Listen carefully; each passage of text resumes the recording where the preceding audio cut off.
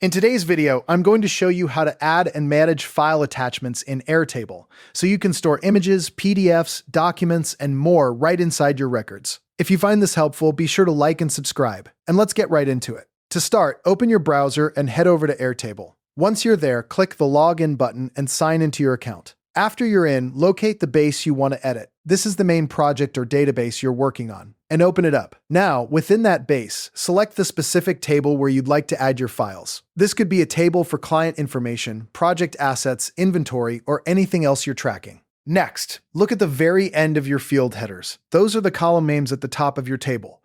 You'll see a small plus button there.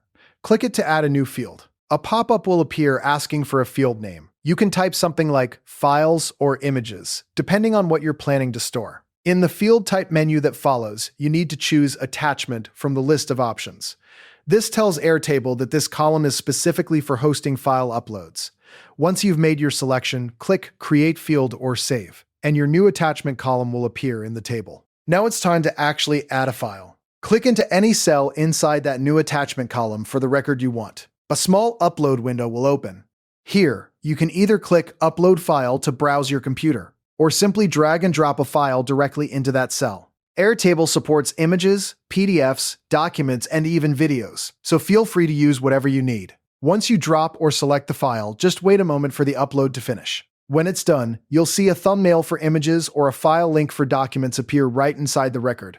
And here's the best part. You can click on that attachment anytime later to preview it or download it again. This makes it perfect for building portfolios, storing receipts, or organizing project files. You can also drop multiple files into a single record, and if you switch to gallery view, your attachments become a beautiful visual grid. So there you have it. You now know exactly how to add attachment fields in Airtable and use them to keep your files organized and accessible. Thanks for watching, and I'll see you in the next one.